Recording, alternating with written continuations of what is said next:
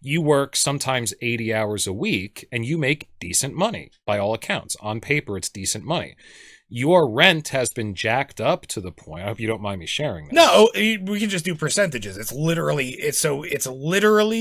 over 50% of my gross income, not my net income. Arguably, that's because large corporations are allowed to buy up residential real estate. Now, there is a bill that's being introduced in the Congress right now. To decommodify, yeah. They're no longer allowed to do that, and over 10 years, they have to divest their residential real estate holdings. It's going to see if that passes. Be very interesting. In my opinion, that would be the first positive thing, if it passes, that the American government has done for the people rather than for their overseas colonial attitude of taking over other territories and expanding their empire. Imperial attitude. Imperial, not colonial. Yeah. No, that would be the first thing that the American government has done that's possible, that's positive for the local population that I can remember.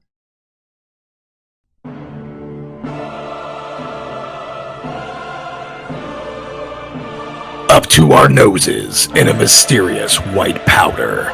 This is the New World Order now, coming to you live from the end of the world.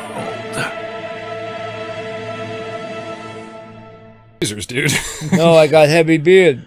Oh, is that what it is? I'm Irish. Yeah, you're you're German. I got a lot of German blood too, but you got really heavy facial hair. I don't. Yeah, I ended up with like the more, I think, German facial hair than you did. Yeah. I got the German underarm hair and the German merkin. Oh, dude, your body hair is like way denser than mine. It's very strange. It's very weird. Like for two people with such similar genetics to sit there and end up with like such different physiologies and body hair, facial hair, like, it's just kind of crazy. When I'm naked, I look like the goat boy. I look like the fawn from Greek mythology. It's from, we don't want that. From the waist down, I look like a furball, and then everything above the waist, except for my armpits, I could braid, but everything else is just like nature was like, you're not a monkey. What do you want that for? Yeah, I ended up with like the weird sparse hair, like kind of everywhere. So it's like, like whenever I see you in shorts, I'm like, oh yeah, I forgot his leg hair is that thick. Well, I have been wearing those dress socks for so many years now that it's really funny because like you've got the meridian where there's no hair. Halfway up, I'm in my 40s now, dude, and I worked professionally most of my life. So halfway up my shin, you can see your fucking reflection in my leg. It doesn't only lose all the hair, it gets shiny for some reason. Like seriously, I can have a glare off of the bottom of my shin, but yeah, everything above that is like, you're a furball. Yeah, it's like I've never had like very dense hair on my legs down there at all, but there's definitely like that line where it looks like somebody like trimmed it off, like or like waxed it or something. Yeah. Because I wear higher socks too, because I wear socks. work boots, so I wear higher socks because otherwise the leather of my work boot starts digging into my leg. That makes sense. Yeah, that's the worst thing when you get that ring on the boot and it starts getting to the skin, and then you start to bleed. I wore boots if you get like really bad chafing, How do women deal with like wearing pantyhose? Does that make their hair fall out? Well, most of them get rid of their hair anyway. No, I'm kind of thinking maybe that should help them. Why do they have to shave their legs if they're wearing pants? Like, I guess in your 40s, women don't have to shave their legs anymore? So I don't think that pantyhose are as tight as socks are. Like they're more sheer, so I don't think they put because it's the pressure on the skin, I think, that keeps the hair from growing. I don't know. I think it's strange that at this late stage of the game, I'm 43, women are still largely a mystery to me. Well, women are strange and foreign to me. I never was one. Right. Remember Joe Namath? He wore pantyhose when he went in a football game. Joe Namath? Are you serious? Yeah, seriously. Well, what was his nickname? Wasn't he like Diamond Joe Namath or something weird Joe like Namath that? Was he used to wear fur coats, player. dude. Like when he was like showing up to whatever the arena. reason, really? Yeah. He had to wear pantyhose to keep warm in the wintertime when they played the game. Well, yeah, they've got like Under Armour and stuff like that now, but they're all wearing like skin tight sheer nylon stuff under their uniforms. So now we're gonna go silk underwear for everybody. Well, there you go. You know what? I was thinking about making special New World Order underwear for everybody. I like the Mormons. Yeah. What do you think? As long as they're magic, I'm down. I'll make sure they're magic. As long as they don't turn your male to female. Well, I'm okay with That's that. the magic. What? Be fun to have a different perspective for a while, I guess. Yeah. And do your balls hang low? Do they wobble to and fro?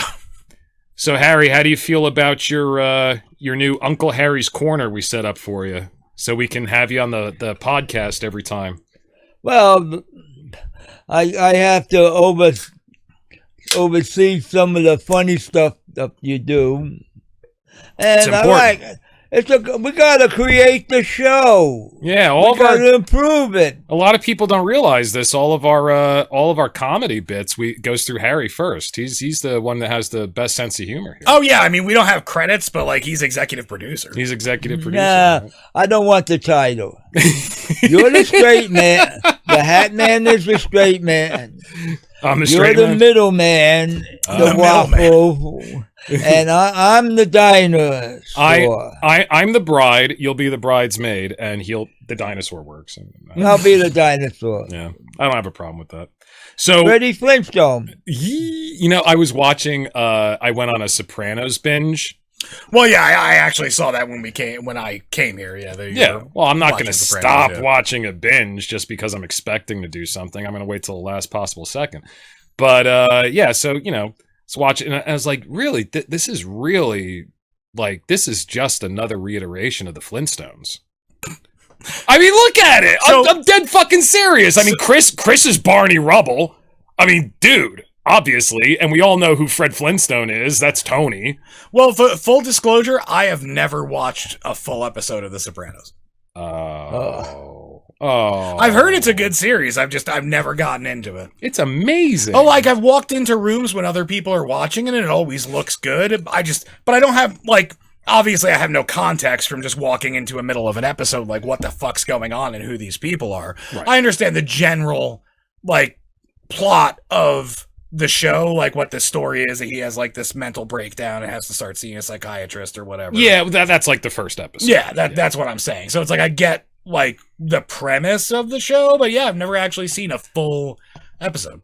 Now I've heard, and I didn't look into this, like most things we talk about here, I don't bother looking into shit. But I've heard that when the creator of The Sopranos first conceived of it, it was supposed to be a comedy.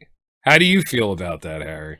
Because if you look at especially the pilot, it looks like it's set up for a comedy. Yeah, I feel like it was set up to have comedic elements, and it ended up more serious. Yeah, but I feel like it ended up transforming into something more serious. It's like when he's talking to the head of New York, and he finds out that the crime boss family from New York, they're at a party. Tony's with them at a party, and the crime boss from New York, I forget his fucking name. That guy. It's not Johnny Sack. It's the guy before Johnny Sack became the head. Carmine, the guy who got sacked Carmine. Before Johnny Sack. Exactly. Carmine died. But yeah, Carmine's at a party, and he goes, "So how you doing with therapy and all that?" He goes, and Tony's like, "Oh, what is this, broadcast on CNN or some bullshit? Yeah. Everybody knows about this." And he goes, "What? It's a new day and age. There's no stigmata anymore." Like no wordplay like that. It goes through the whole fucking thing. Like especially Carmine's son. Carmine's son tries to use like $10 words every time he fucking talks. But he's got a 50-cent vocabulary. He doesn't know what fucking words he's using. It's pretty funny. Yeah. Little touches like that are fun. I can't speak on that because you know what?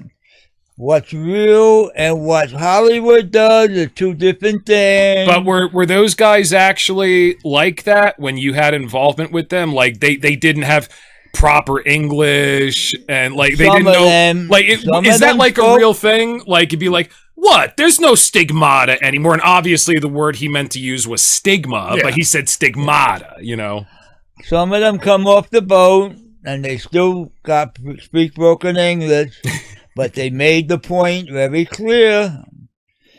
Actions speak louder than words. I never dealt with them on the business level. I've seen them at affairs. Harry, you know who do you think you're fooling right now? You never dealt with him on a business level. Are we still playing that fucking game? Are we still doing that? Come on. We're still doing that. All right. Harry never had any involvement on any business level. Right. Of course. I believe what Harry he only married into the family and saw them all the time, but no business. I feel like what Harry's trying to get across is, hey, forget about it. Forget about it. Well, one of the neighbors I had in City Line was involved with the Lufthansa job. Yeah. I don't know what that is. That is that the one from Goodfellas? The heist from Goodfellas? That was the airport job. Yeah. And wow. Okay. 2 weeks after it happened, he moved to New Falls, New York, and he never heard of him again. So he was a garbage man driver. So you knew people that knew those guys? Holy shit. Well, I like when he blinks. That's yes, but I'm not going to say. Did you see that? No, I didn't. Yeah, I wasn't on him. I was on you because you were talking. If you know Harry for long enough, you ask him a question, and he's just looking at you like this. That means yes, but I'm not going to fucking say anymore. No, man. Hey, gotta have a code, you know. Well, hey, we did a whole episode on code number 2, the Hogwarts conspiracy. Yeah, exactly. Speaking of wise guys, I thought this was really funny. So Harry does not know how to send links on Facebook. He doesn't know how to message people. So anytime he finds something interesting, he prints it out for me. And I used to be like this too. Like he bought a book for $9 and he got like 8 books for free. He immediately printed them all out. He spent hours printing all these books out on his printer.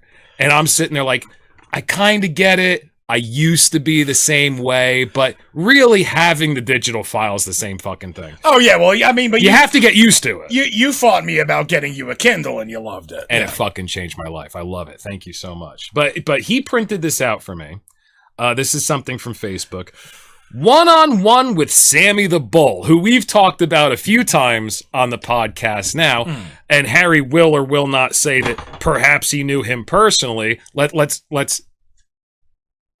Okay, so one-on-one with Sammy the Bull. You can talk to Sammy the Bull on Facebook. Want to have your own sit-down with Sammy the Bull himself? Now you can, virtually. Sammy will join you for 30 minutes on a private Zoom call. Value $800. He's having a discount right now for $400. If anybody wants to have a half-hour sit-down with Sammy the Bull, he's only charging you $400. I feel like you could learn a lot.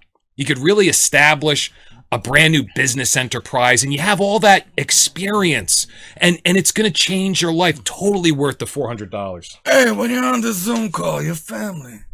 Does he sound like that? He doesn't sound like that, right? No, that sounds like what I'm doing the Marlon Brando thing where he packs the cotton swabs into his mouth. No, but if you say the wrong thing to Sammy Bull, that may be your last sit down. Well, I don't think then it's worth $400. I don't think you can do much over Zoom. I could be wrong. If I have to take out a life insurance policy before I have a Zoom sit down, like, you know, if you fuck with him, he's going to find you. Like, we were talking about, wouldn't it be funny? Like, you know, hey, let's do that for a budget. I don't need a professional studio. I want to spend the money to have a sit down with Sammy the Bull. Let's do that. Let's spend $400 on that. And then I was like, I'm going to immediately be drunk and start fucking with him. Like, immediately. I'm going to be like, hey, how's the weather over there? Is it colder than your sister's tit? Like, you know, shit like that. Like, stuff that I've seen on The Sopranos. I'm just going to see if I can, like, goad him. And I was like, I'm probably going to get killed, so maybe not. Well, I mean, if mafia movies are to be believed, all you would have to say is either, 1, your mother. That's it. That's all you got to say. Your sister. Right. It's just any female oh my God. I'd be like, hey, your great grandma. Like, that's like even worse, right? I'm guessing. That's like in modern parlance, calling a girl a cunt. It's like the unforgivable thing. Like, hey, your great grandmother. I don't know, because that seems like a bit more detached. How about your daughter?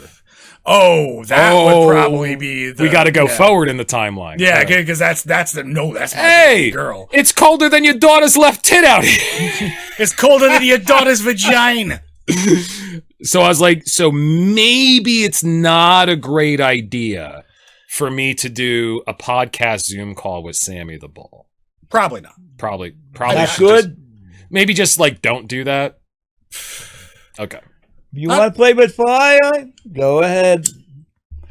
See, I always assumed that later in life, that like if you made it to that point as somebody who's involved in the family, like I feel like you probably just like once you don't have your fingers and everything, you just kind of like, fuck it.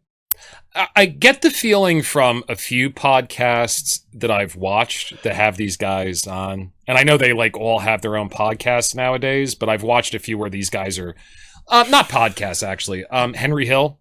Oh, when he's like on Howard Stern. He was on Howard Stern. Yeah. I think he's dead now, but I believe he's passed. Yeah. He was on Howard Stern a lot, and he'd get fucked up while he was on Stern, but he got so just sad, and the drunker he got, he just regretted everything about what happened in his life, and it was really. So I kind of feel like, when you get to that point, everybody's different, but some of these guys are probably just like they're not really into being the hey, oh, what, being they're not trying to be the cock of the walk anymore or anything like that. They know what it was. They get it. They don't have any more airs to put on. Yeah, and I think a lot of them would like they probably feel remorse for some of the darker things in their life, but they probably, I would assume anyway, of like trying to put myself into that mental headspace. Yeah, that it's kind of more one of those. I did what I had to do. Right. To take care of my family, to take care of my people, and I had to do what I had to do. That's the world that I was raised in, and that's the world that I had to deal with, and I did the best that I could with that world. Yeah, it's like even Henry Hill sat there and a lot of like, when he snitched, like I did what I had to do to save myself and my family. They were going to kill me. Harry, did you do what you had to do? There it is. I'm going to give you a little history. All right, let's hear a little history. You had a guy, Richard Komsky. He was a polo. I don't know what the fuck that was. The Iceman. Oh, that guy. Okay. And he had an interview in jail. Okay. And the guy interviewed him got a little smart, and he said, I could kill you here, right here, and the gods can't do a damn thing. So he was telling him right. that I already have control of this prison. Right. He was bad. Which is probably largely based upon reputation at that point. Well, and a lot of that he was real. I know he was real, but what I'm saying is that when you get into prison and you're introduced into that world. On top of that, like they literally show it in the movie Goodfellas. Like prison isn't the same for them because they're connected. There's people on the outside that are still like, if you're in prison, the people who you're intertwined with in the whole thing, it's like they're taking care of you. They're sending you money and contraband through crooked guards in the commissary. You can get shit done. Like you can sit there and run a crime organization from prison because you've got your fingers in everything. Right. Yeah. You should check out a guy named Roy DeMeo. Okay. He was the hitman for all the five families, and he was in the 30s, 40s, and 50s. And he was the best. Okay. He's the best around. But anyway. No.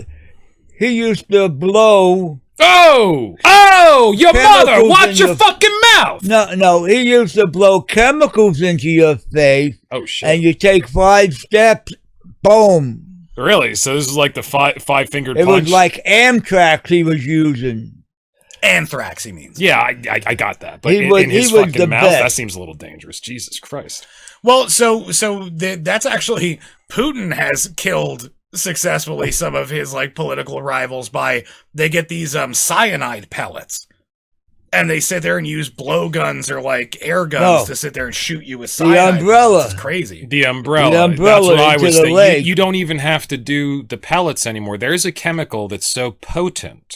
You can put it on a pen, you can put it on the tip of an umbrella. That's the Door famous handle story. to the car? Yeah, and if as soon as you make contact with this chemical, your body starts to have a reaction. Within less than a minute, you're dead. It's a very potent chemical. I don't know. Yeah, what so it's a called. combination. It's not just straight cyanide, but that's part of what it is. Is that part of what it cyanide, is? But it gets absorbed through the skin quicker than LSD. It's crazy. Are you talking about fentanyl?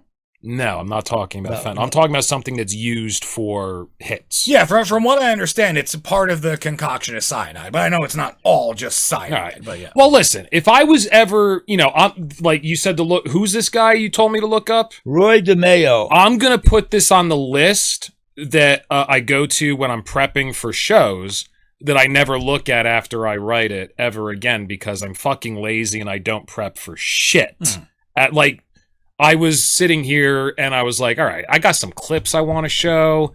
Talking Head is coming over. He's actually coming back. You haven't been here for well over a month. Oh, yeah. And we're actually all going to be in the studio together. I got some clips I want to show. I got an interesting conversation in mind. And then I went to the store and I bought a case of beer.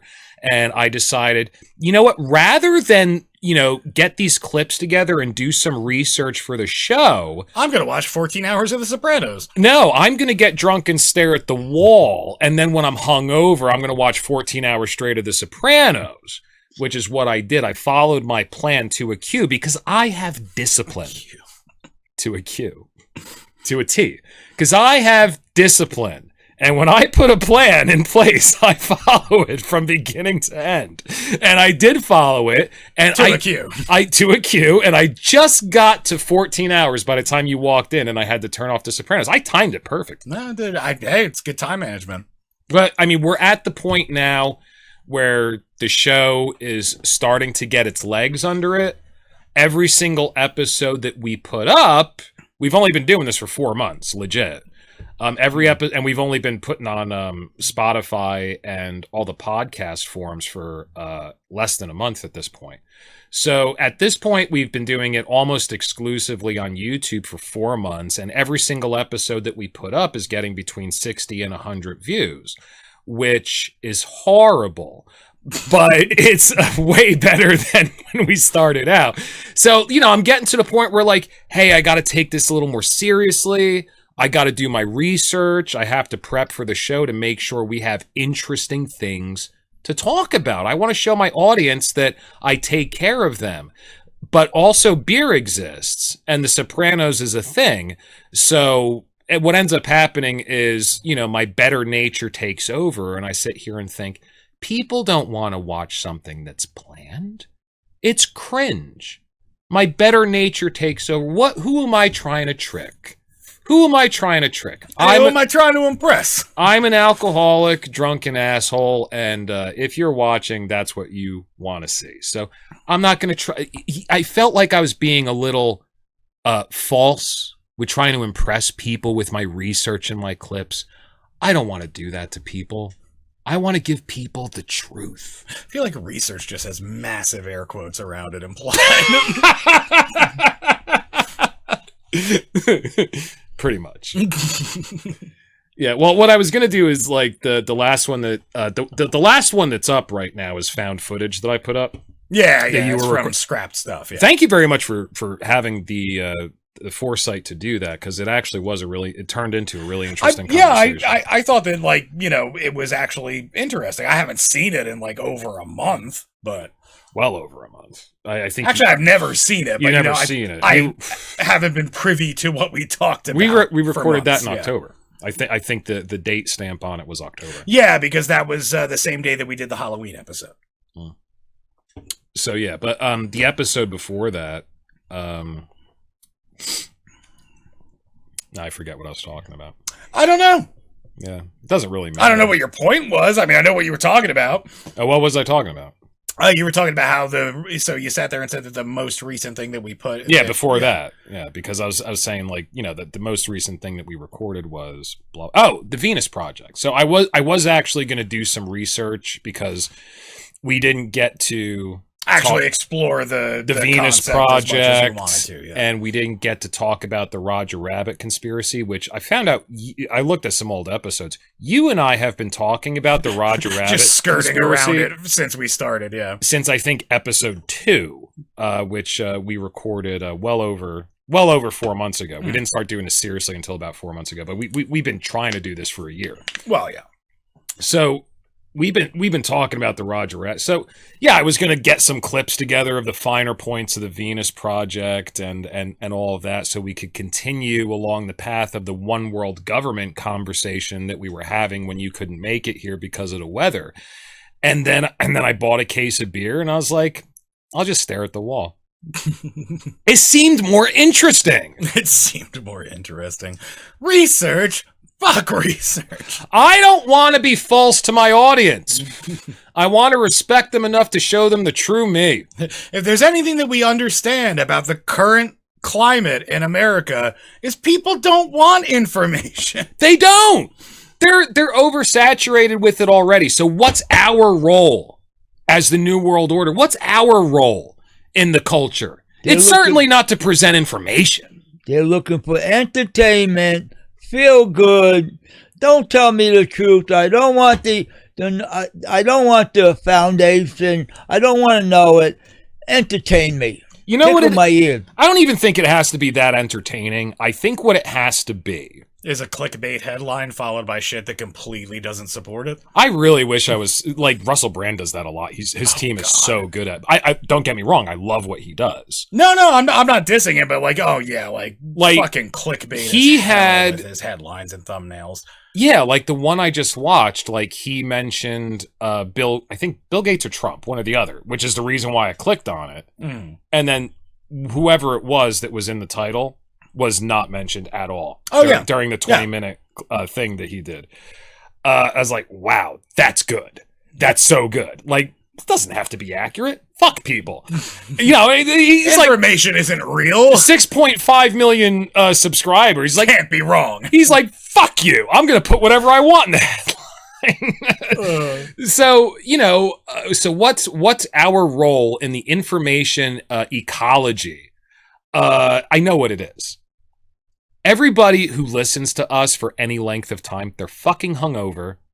And the one thing that the three of us are really good at is bullshitting. Because we're all full of bullshit. We're just bullshitting. Yeah, and the more we know, the more nuanced conversations happen. And we tend to, like, just go off the rails when those happen, so. As soon as we start talking about something that matters to anybody, that person gets shit-faced, except for Harry. And that person is completely off the rails. Well, I think it goes the opposite way. Is when we get shit-faced, we start talking about things that matter to us. Oh, is the egg before the chicken? Okay, I gotcha. Yeah, you might have a fucking point there. I don't know. Yeah, I think it's when we get drunk, we start getting a little bit too, putting too much weight on the conversation. The seriousness. My opinion matters. It's like, no, you need to understand. You know what happens to us when we get drunk? We turn into hardcore baby boomer Facebookers. And we're like, my opinion matters. I am not obsolete. It does not matter if my post is 5 pages long. People need to hear what I have to say. And then put up a meatloaf recipe. Yeah, pretty much. Yeah, exactly.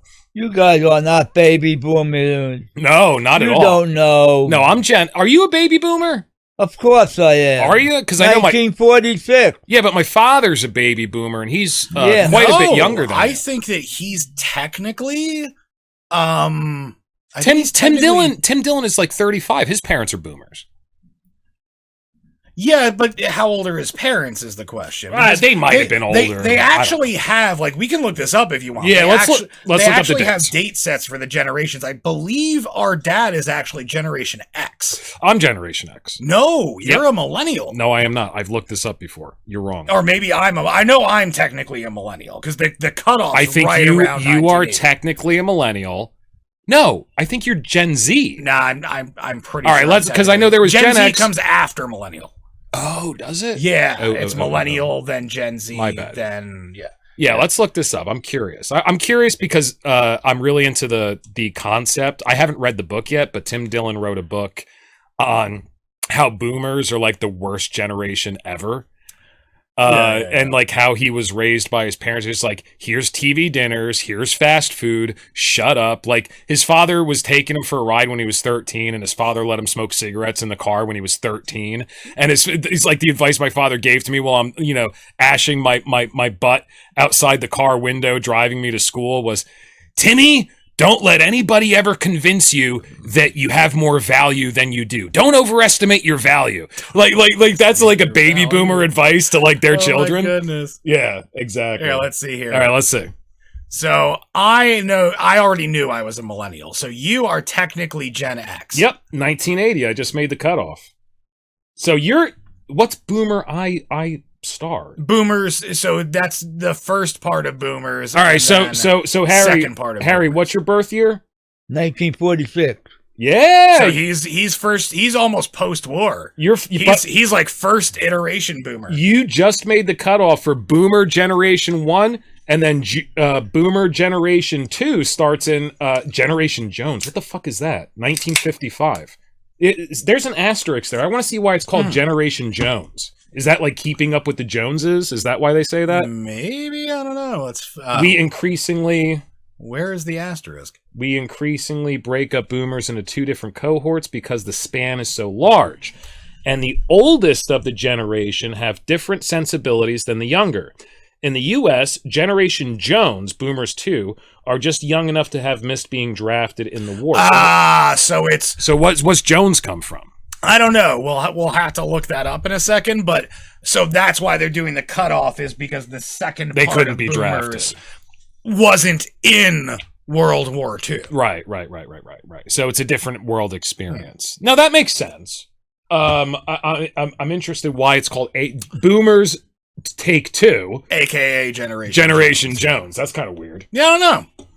But yeah, so we're currently in Gen Z. Millennials ended in 1996. 81 to 96. You're 82. You just made the cutoff for you're a fucking millennial. I already And you know knew what the this. weird thing is? You're so much better at computers and apps and shit than I am. Well, like there's such a gap that like this is pretty fucking accurate. Oh no, yes. As far as like, because it really what it's doing is it's going over the shifts in, society, like the way, like the mindset and what you were doing and everything. So it's like me being a millennial makes a little bit of sense to me because most of the people I get along with are either around my age or slightly older, or people who are kind of a lot younger than me.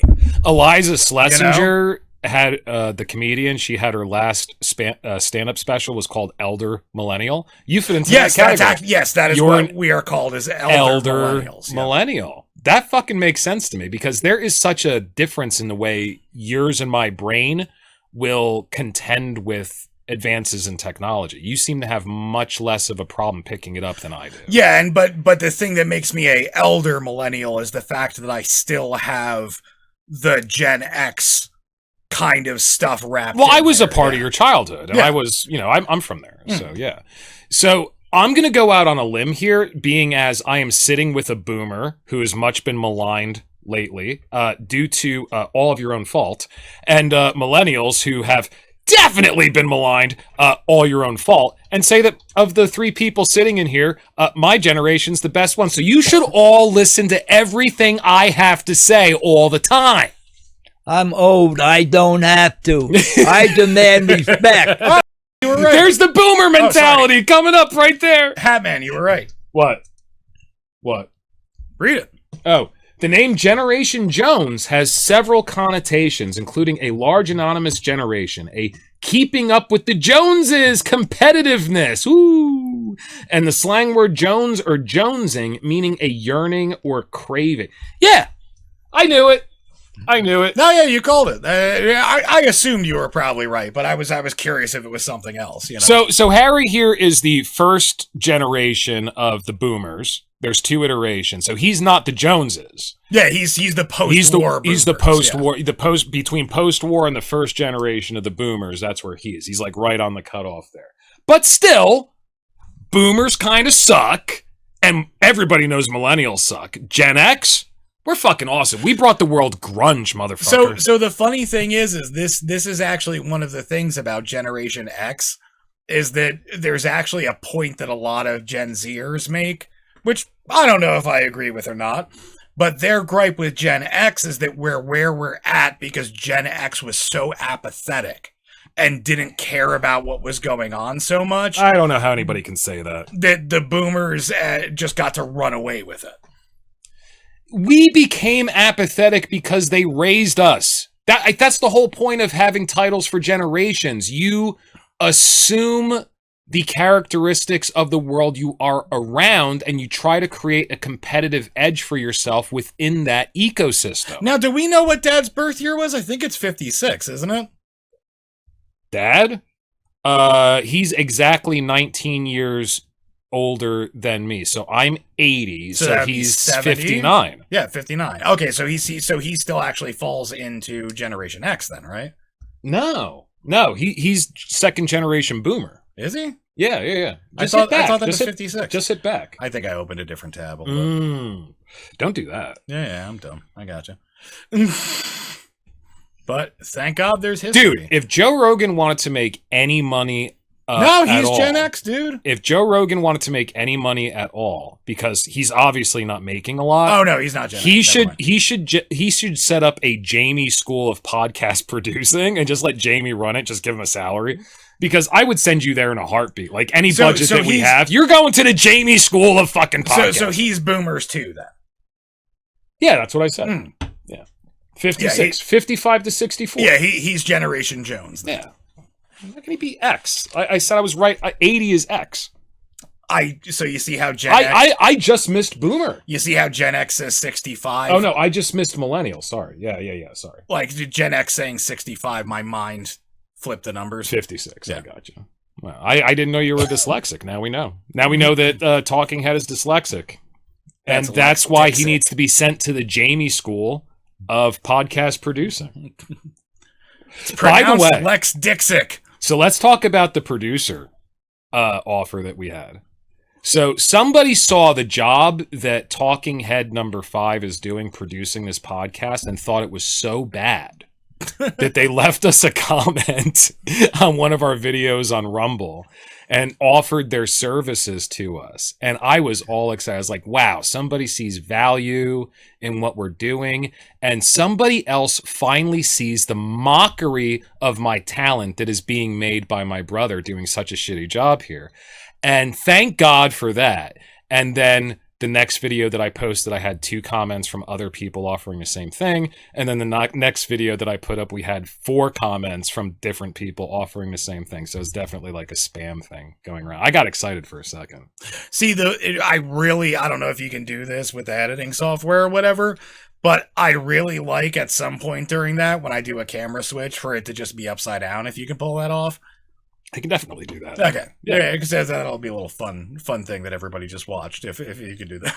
Oh, yeah. Like right now while I'm talking about how when shitty you were are. talking about how shitty I was prior to me bringing it up. Yeah. Just sit there and have, okay. One time when I do a camera switch, just have it be inverted. Yeah, we can do that. We're kind of killing the joke talking about it, but yeah, I can do that. Well, I think people will have already laughed, and now they get to have this little insight into how it happened. Little inside joke there. Yeah, like peek behind the veil.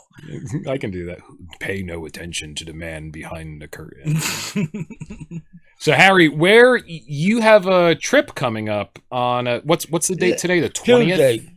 The 21st? I think it's the 21st. 21st, yeah. So on the 23rd, where are you going? Yeah. What are you guys doing? We're going to Harrisburg, and there's a guy, 80 years old, that has been. He's younger than you. Nah, I'm younger than he is. Just fucking with you, go. But he's been fighting the sheriff thing for like 40 years to give the power back to the sheriff and over the judge and the state trooper, everything. So explain to me a little bit about why this gentleman thinks that, and why you think, you obviously agree with him, that power is better off in the hands of a locally elected sheriff than a judiciary and right. Yeah, and federal. Because the sheriff goes back to Robin Hood days, and he obviously those days were awesome. And it's the most powerful person in the county. He keeps the main peacekeeper.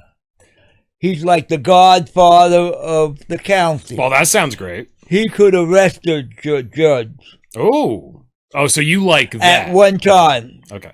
I like how when I'm watching Game of Thrones, Harry will walk in and it's a scene where Daenerys is riding a dragon, and he'll go to me, imagine living back then. I'm like, that didn't happen. You know that, right? You think that King Arthur might have been real too, right? Well, what King Arthur, what I researched, he was probably a Roman nobleman, and they don't really prove that he was a real, but like Jesus. Okay. I snuck that in. All right. Jesus had a good idea. No, don't go on Jesus. Go on King Arthur. Good. King Arthur was supposed to be the greatest king going, but he was killed in a battle, so he was human. But the sheriff is the most powerful person in the county. All right. And he was elected for his people. Okay. Under English common law. So what is and I know it's probably different county by county, but what is the general term length of sheriff? 6 years. That's a lot. I don't want to give that much power to one individual when their term length is that long. That's, I think senators are 6 years, right? They don't have that much power. There's all sorts of checks and balances. You're talking about one person having like basic judiciary power over an entire county. I mean, there's checks and balances in there for them too, but not the way this guy was describing it. That Harry was. It sounds like Harry wants the sheriffs to have. That's why. That's the point I'm bringing up. Yeah. So do you really want somebody that has that much power in your county that's elected for 6-year terms? If I could have someone arrest a judge for doing something wrong, I'm all for it. See, I think in your imagination, whoever is elected as the sheriff of Pike County, you happen to be good friends with them. What happens if they don't fucking like you? You got to deal with that shit for 6 years. Them. You got what? I put a RICO charge against them. But what happens when they arrest the judge that you're filing the RICO paper with? I don't have no judges, friends. Yeah, exactly. But that's my point. As Hatman witness in the magistrate's court. Oh, dude! You see how I pissed them off? Oh, he pissed them off. Was that a war? It was fun. I got to sit at his table, like I wasn't like there's no audience, so I was just like, I gotcha. Yeah, Your Honor, where do you want me to sit? I'm not really involved in this. You know, I'm here. Yeah, I'm not a witness. I'm here if you want to ask me questions. It was just like, hey, sit at the. You know, Harry said sit at the fucking table. The judge didn't hear me, so I was like, all right, I'll fucking sit at the table. So I'm sitting right next to him during this whole fucking thing. He's putting RICO charges against the Homeowners Association, which was hilarious. Like, that's Harry's favorite thing to do, is put RICO charges. Anybody who pisses him off, like, they're like, RICO charges. So he's like RICO charges. Here you go. There's a legal YouTube channel that I watch called Legal Eagle. Yeah, you've brought that up. There's this running joke that it's never RICO. What do you mean it's never RICO? What's the joke? Well, it's just that, like, because it's really hard to win RICO cases. Oh, okay. So, like, the joke was he's got a running gag on there that it's like, it's never RICO. It's like, even if it looks like RICO, it's never RICO, you know? So just don't do that. It's because it's really hard to prove, and I'm sure Harry can attest to this. Watch your mic. What do you mean watch my mic? Well, it's so far away from you and you're turning your head. I don't know how you're coming up there. Sometimes you kind of get real soft when you... I'm just okay. So Harry, was it actually RICO charges that you brought up against the Homeowners Association? States Code 241, right. 242, right? Conspiracy under color of the law. So Harry, what did you print out and give a copy to the judge's secretary and to the defending lawyer before the oath of office hearing? For the judge? The judge don't have a lawyer degree, and the Bar Association showing the lawyer that he's a foreign agent for the British Accredited registry, and I said, "Here, we're on EV pages." So first of all, we went to a hearing with the Homeowners Association before Harry decided to press charges against the Homeowners Association. It was for they said that his property is untidy, and Harry. So we go to a hearing with the Homeowners Association. It's like 8 people and us, right? And he did try to clean up the property a bit. Like, I saw him put in the effort. We took some photos to bring down and everything. And I was just there to say that I witnessed that. One of the guys was on the board. The head was a total fucking prick. Everybody else was pretty cool. So we walk in there. The first thing that Harry does is he takes out a 1980s tape recorder, handheld tape recorder, slams it on the table and goes, "Are you recording this?" And the guy goes, "Yeah." "Well, now we're even." And he sits down next to it, right? And then we're going through the whole thing, and he's showing him photos and everything like that. So we do the hearing, and they're like, "Nah, the $50 fine is going to stand." So he decides to press charges against them, and he uses federal statutes. So we go into the what's the name of the court? It's the magistrate court, magistrate court, Silver Lake Road. Right. All right. You don't have to give the location, but the magistrate court. And we're sitting in the waiting room waiting for our hearing. The other one's running long. And the appointed lawyer and the representative from the Homeowners Association show up, and Harry pulls the same fucking move, which is kind of a power move. I dig it. He walks up to the lawyer and hands him a stack of paper, goes, "Here, just so we're on the same page." And that's the paper that he handed to them, is about how the judge has the judges and the lawyers' oath of office basically put them into cahoots with each other, that the judge does not have a law degree, and therefore the lawyer was a foreign agent under the British Registry Act. So Harry can't hear so good. As he's walking back to the chair next to me in the waiting room, the lawyer's looking through the papers, and I just hear him go, "Holy fucking shit." And the woman sitting next to him looks over and she just it's like, "Oh, this is gonna be good. Oh Lord, this is gonna be great." So you guys are going to Harrisburg on Tuesday. Yeah. And you're gonna go petition the senators. The senators in Harrisburg. I'm going to wear my vest with my upside-down American flag on. His IRS flag. I'll post it here so people can see it. We got to go to one office to another office and present them with the petition. Now, if I am not hungover, I'm going. And I'm going to get everything on video so that we can fucking show it on the podcast, because this sounds amazing. I want to, and you know, I want to make a documentary on this fucking guy. I think all 3 of us talked about that. Yeah. This will be like footage that's included. George will be very happy to talk to you. Who's George? The 80-year-old guy that put all this stuff together. Oh, okay.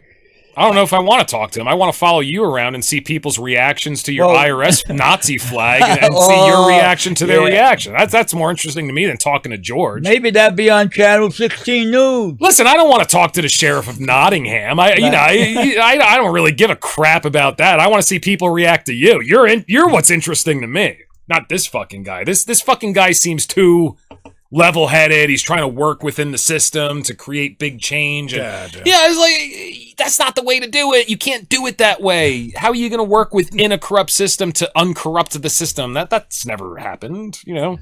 Does that make sense? I hear you. Yeah.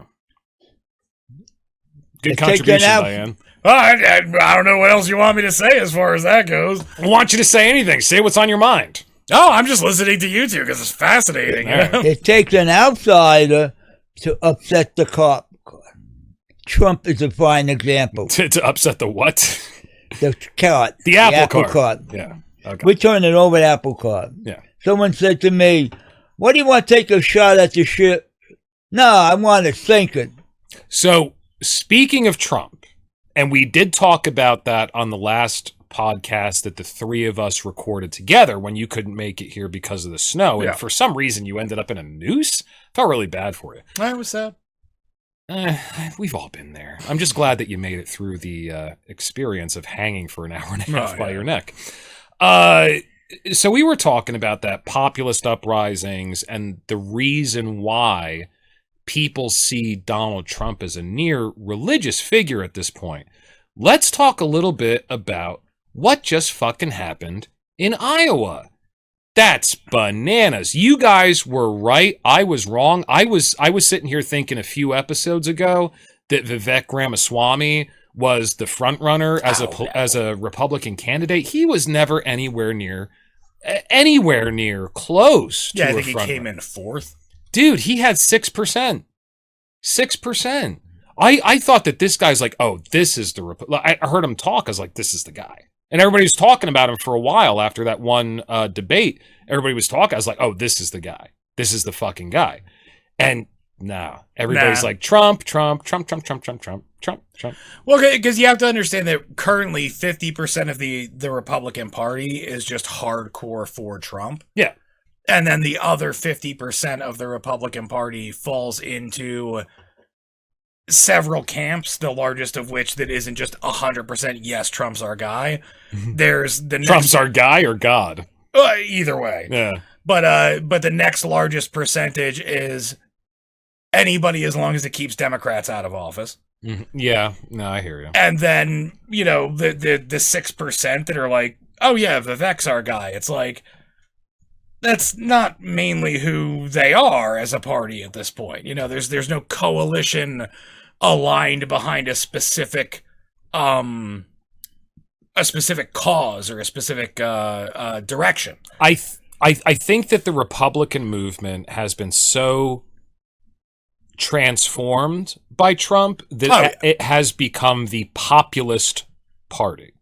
Sure. Now, everybody on the news is saying that if Trump takes office, he'll be a dictator, blah, blah, blah, blah. And they're trying to create, obviously, and I'm sure that you can see this too, it's just hysteria hyping. There's no way that could happen. There's two things. They're A, trying to get views because it's all for money. Sure. And B, they're sitting there and they're trying to terrify more people who don't want Trump in to vote, to get out and vote. Right. Because at least if you're not voting for Trump, you know. Now, here's a good question that has been rummaging around in my mind. And Harry, I know you're really big into the immigration crisis.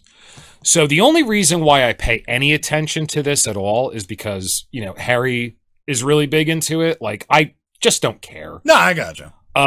So it was always like a thing to me where I was like, ideally, what I would like to see is all human beings have total freedom of movement across the globe. Like, the globe is seen as the inheritance of the human animal, and we can move freely wherever we want to go. But with our current system in place, the way that economics and borders are set up now, that doesn't work because you end up with a locust type of mentality. Wherever things are the best, everybody's going to go, and then the abundance of that situation will be destroyed. So I understand what people are saying with why immigration is a crisis. Here's my question. Now, a lot of Republicans are saying that one of the biggest reasons why Democrats are pushing so hard to have open borders is because they're basically buying votes. And my question is, illegal immigrants cannot vote on a federal level. I looked this up the other night. I actually did it's all scare tactics. Yeah, 3 seconds of research.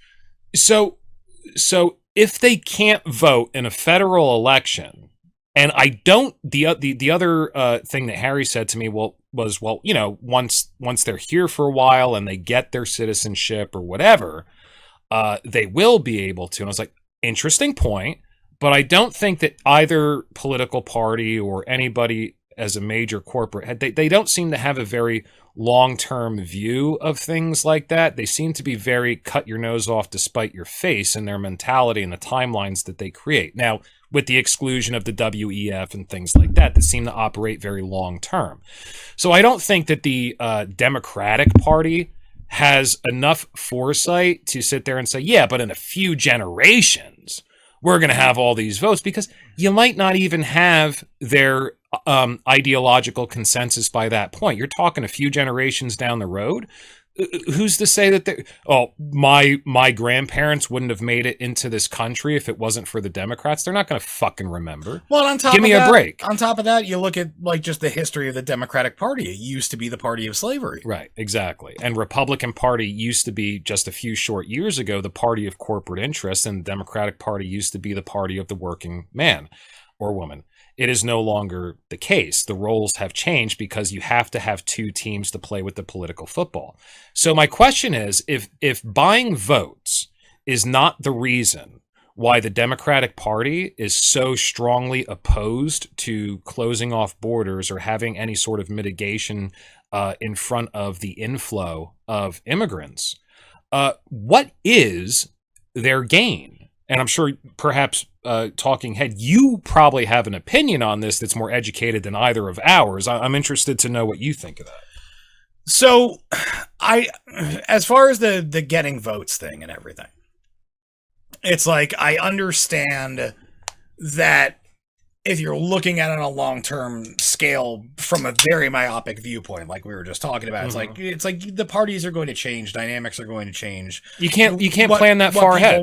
You can't plan that far ahead, yeah. So really, the thing that it comes down to for me is that I feel like the Democratic Party does a lot of posturing, like what a lot of people online would accuse people of in a derogatory way. Virtue signaling. Yeah. Okay, good. So it's like, I feel like that's a lot of what they do. And it's like, but if you look at, like, it's all about where you get your news from. It's all scaremongering and stuff like this. Well, do you think, let's preface it with this. I mean, Harry and I have both, we're both kind of watching similar things. Yeah. I'm sure that you're watching things that are very different from divergent from what we're watching.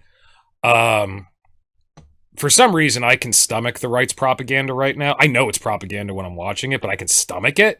For some reason, I can't stomach the left's propaganda. I think so. What I'm saying, what you're exposed to is very divergent from what we're exposed to. Do you think there is a crisis, or do you think it's manufactured? I think there is a crisis, but you have to remember that it's a humanitarian crisis. It's not a political crisis. Well, I think it's probably both. It's being used to create a political crisis. Well, I think that if it's true that many illegal immigrants are coming over, what it is a humanitarian crisis and an economic crisis. Political is always a secondary motivation. See, and the telling thing is when you sit there and use phrases like locusts and stuff like that, it's like, that's because that's what the right side of things, like, oh, these people are going to come, they're going to take our jobs, they're going to use our resources. They took our jobs! And then when we're burnt out, they're just going to move to another place. Well, the reason why I brought up that word, and I did preface that statement by saying, ideally, I would like human beings to have freedom of movement across the globe. However, with the systems that we have in place now, with borders, economies, pockets of influence that are separated geographically from one another, what you're going to end up, like if we were in a resource-based economy, like the world that Jacques Fresco from the Venus Project envisioned, resources would be diametrically distributed evenly across the entire planet, equitably. And that's my little bow from the last podcast. Yeah. Equitably. So you wouldn't have, because I'm just talking, I'm not looking at it like from a xenophobic standpoint. What I'm saying is, if you have one pocket of abundance and another pocket of scarcity, all the animals are going to move from the pocket of scarcity to the pocket of abundance. And I'm not talking like only immigrants or animals. I'm saying it's an animal nature. We're all animals, animal nature thing. I would do it too, of course. So if the animals move from the pocket of scarcity to the pocket of abundance, what ends up is you end up with a locust manifestation, where that pocket of abundance can no longer handle the inswell of need in order to remain a pocket of abundance. So that's why I said locust. I just want to make sure that's clear. is that I'm just looking at the, and I the wasn't, system I that we wasn't currently... suggesting you were racist or anything like that. I was saying, Well, I want to make sure that's it's the clear. mentality that they push. But I am not. I don't feel I'm affected by that. That's my understand. point. Yeah, okay, I was saying it from To clarify purely for the numbers, viewers. scientific viewpoint. So, I feel like the more interesting thing to ask is like, well, you have to ask specific questions when you're sitting there and you're thinking about this entire political football. And to me, the biggest thing is like, well, do the Democrats really want open borders? Right. And what probably didn't show up on any media that you guys watched was that Kamala Harris and Joe Biden's press secretaries and stuff like that specifically told immigrants to turn around. Like, no, don't come here. Okay. From the southern border with the caravans and all of that. But They're they like, kind of have to keep it to keep the SJWs happy. It's not about SJWs and stuff like that. It's that we have, because when everybody talks about illegal immigrants, the people who most Republicans think of as illegal immigrants aren't illegal immigrants. They're asylum seekers. Sure. That is a legal path to getting into this country. And that's the reason why a lot of people coming over fall under that category, because that's the category they're using. So let's not forget about that. Sure, but my point is there is a process to bring asylum seekers. Yep. And the vast majority of people who are coming over the border are attempting to go through the legal process of seeking asylum. Okay. So it's like the vast majority of those caravans and stuff, they're not hopping the border and trying to run into the woods. They're intentionally getting captured by border patrol to go into the legal process of seeking asylum.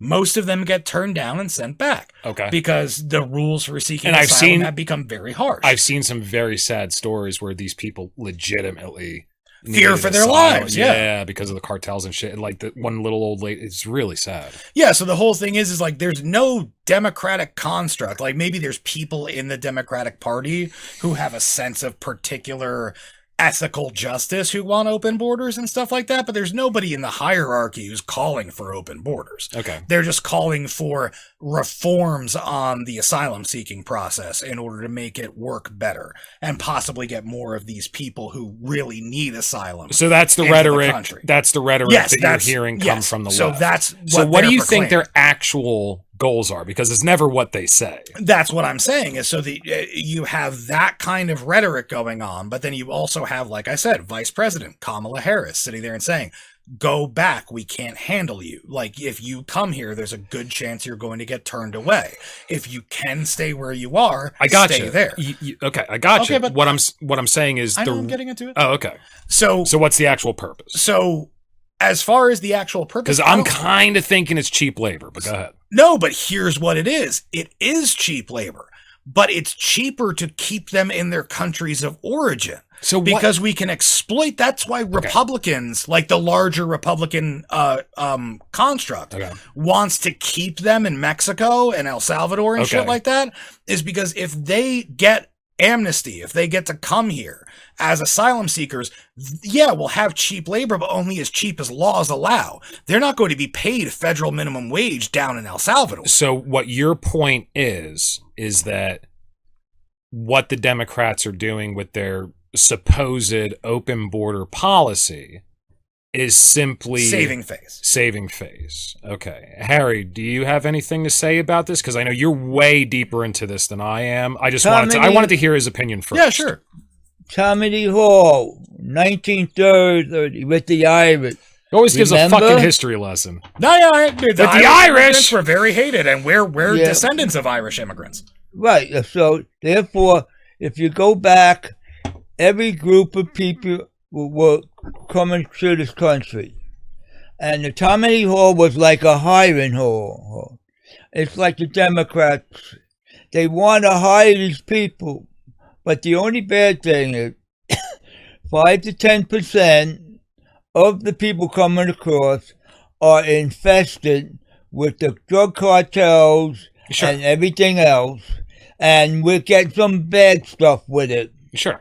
Now, I have no problem against immigrants. If you want to come across the legal way, present yourself. I got a degree in engineering, and I want to come to the country, and you can prove it. and you get someone to sponsor you to get a job, like they used to do in 1900. Okay. They still do it all the time. It's just usually in yeah. But the thing is, the quality of the people you want here, you don't want people that are on the dole for 2 generations. And then they say, well, the Democrats let me in this country, so I might as well vote for them. Remember, the Civil War, it was the Democrats that wanted to keep slavery. Yeah, he brought that up. I brought that up. Yeah. And I have no problem working with these people. We had it in the subway system. We brought the Indians over from India because we needed nurses. The city of New York made a deal. They seem to be so good at that shit. You bring your husband over, we'll put you in the city agency. And these guys didn't know shit from Shiloh. We had to teach them. So what's your opinion on why? So Talking Head is saying that the reason why the Democrats appear to have an open border policy is because they're saving face to their constituency that happens to be ideologues. Correct me if I'm wrong. Both ideologues and also descendants of immigrants and citizens who came over here and got their citizenship. Those would all be consistent with ideologues. Well, no, sure. But what I'm saying is they're also people who the system has taken care of. Right. So you got to remember. Yeah. Okay. At one time, they will have the right to vote in a local election. They will put people in office that will have the power to change the law. And you change that one law, another law, another law. That seems... And you give them a driver's license. Yeah.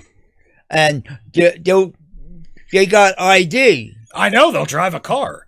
Yeah, they're trying. Well, you can't... You cannot vote. Now, Joe Rogan brings this up all the time. There is no such thing as an election with zero corruption. We can all agree it's not zero. The amount of corruption that's in the electoral process is up for debate, but it's certainly not going to be zero. And it's certainly how it gets corrupted, because it's not getting corrupted the way that everybody was being weird about it. It's like, it gets corrupted by money influxed into the system. It gets corrupted by... That's one way. But what I'm saying is there's nobody literally going out and voting 5,000 times under false fucking pretenses. Did you see the Mules documentary? Yes, I saw the completely factually fucked up and stupid 2,000 Mules shit. I never watched it, but it looked interesting. But so here's what I want to say to end this topic. Motherfuckers, I was born in America. I was born right here on American soil. And I'm proud to be born an American. That thing that was not my choice, that I had nothing to do with. So much pride. And I'm proud to be white, a white American. That other thing that I had absolutely nothing to do with. I'm so proud of all those things that were just happenstance, a roll of the dice, a crapshoot. I'm so proud of all those things that I had nothing to do with. And all of my failures in life and everything that I've done where I didn't live up to my potential, where instead of researching a good podcast, I sit down and get drunk and stare at the wall literally all night. Those things, those don't matter. What matters is the shit I had no control over. I was born a white male American. And I'm so proud that I have that privilege that has nothing to do with me, that everybody else, I feel better than them. Well, you know, when they're trying to steal it from you, that's the problem. They took our jobs! They took our job!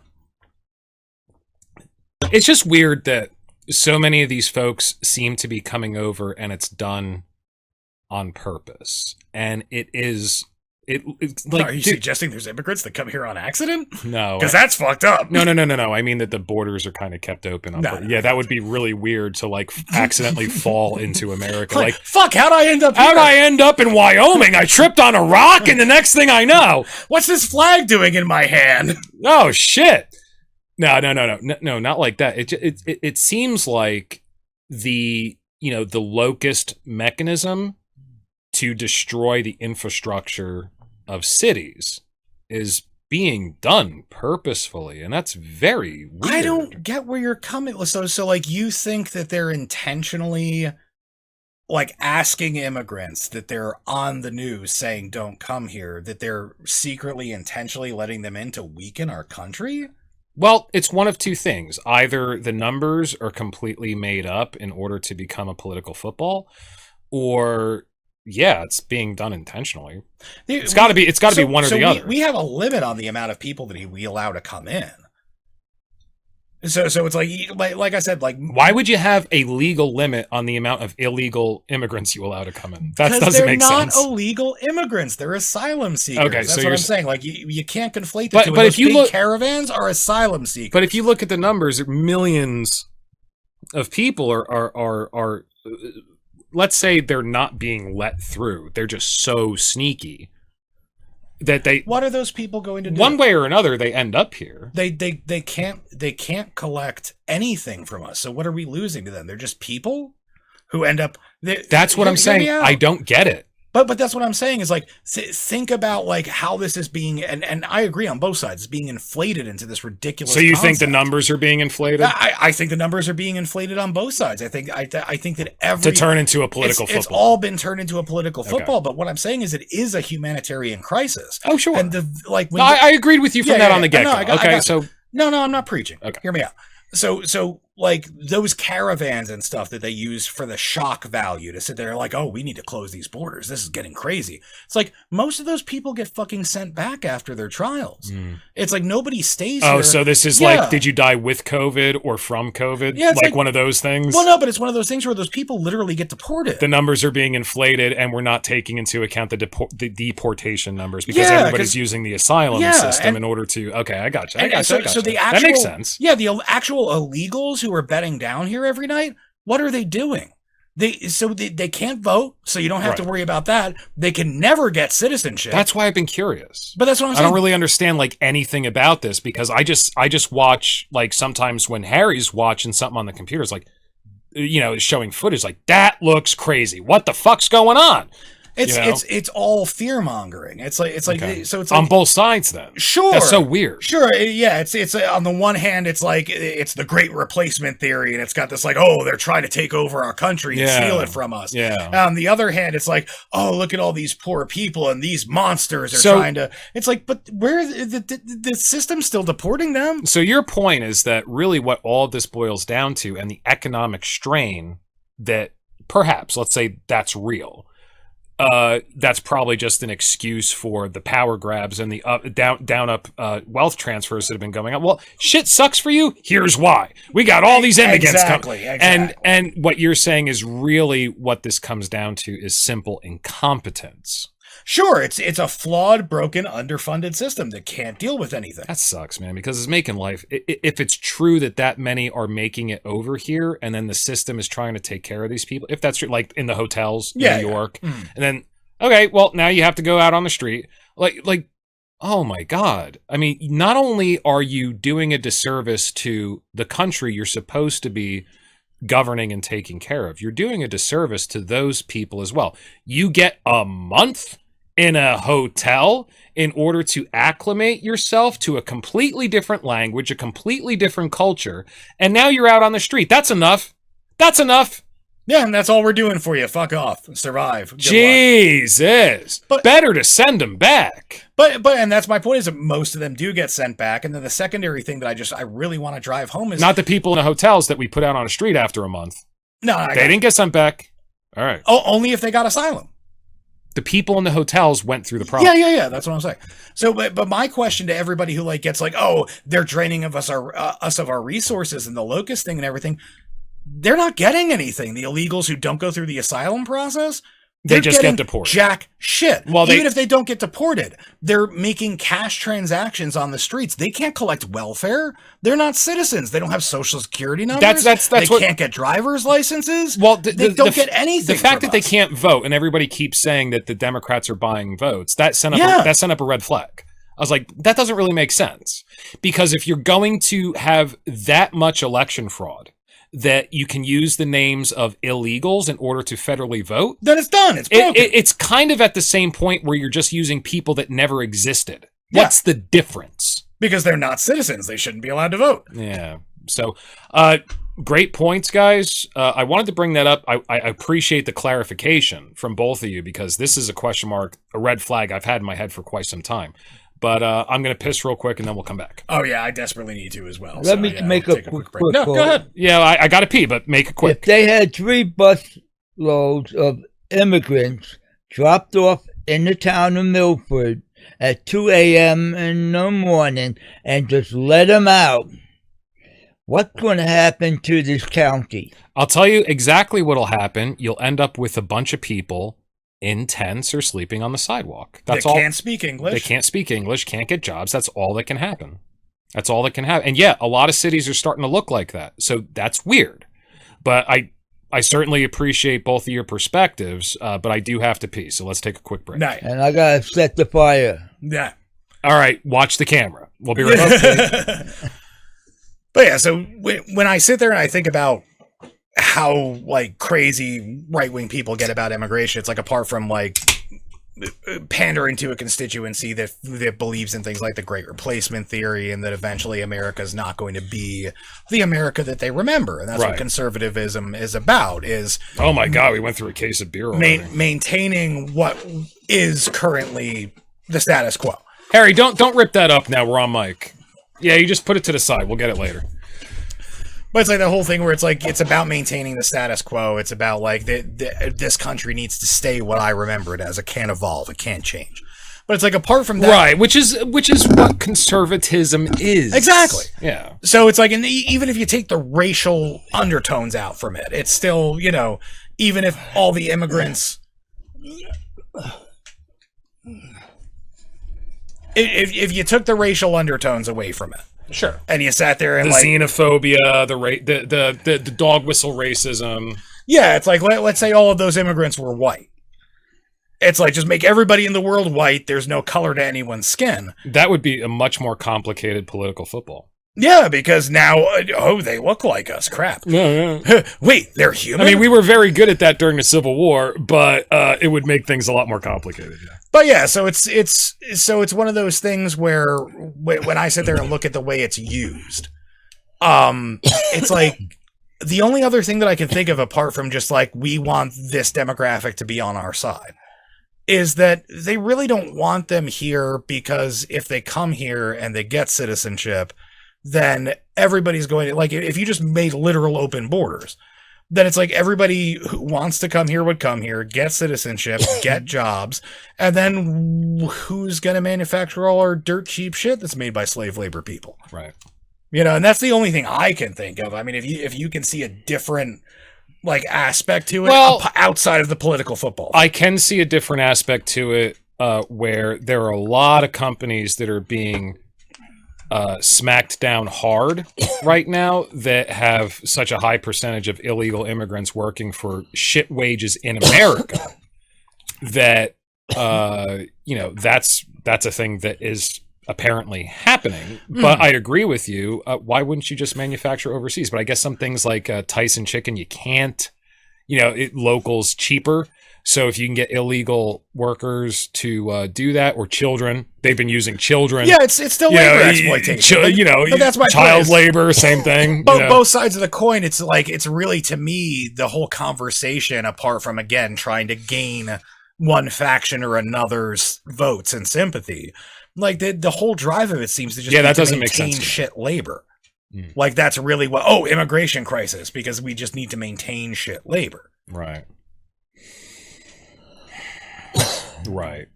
And I have a place that honestly I could go with that, but I want to use my idea to start off the next episode because that's a whole discussion into itself.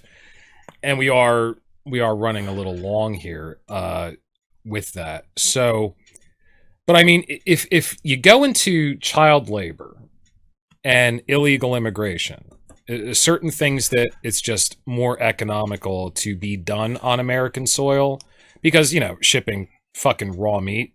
Dude, come on. You want that to be as local as possible. Otherwise, your shipping costs are going to be fucking outrageous. Dry ice and, all that shit. So to use child labor, let's talk about child labor for a second. A lot of companies being busted lately using child labor. That's fucking crazy. And I think, what's the thing that's written on the Statue of Liberty? Give me your tired, your poor, your huddled masses yearning to breathe free, the wretched refuse of your teeming shore. Yeah. So what it should say, replace any one of those words with desperate and is willing to work for peanuts. At this point, sure. And that's exactly what I think our so-called corporate masters are laying out for us.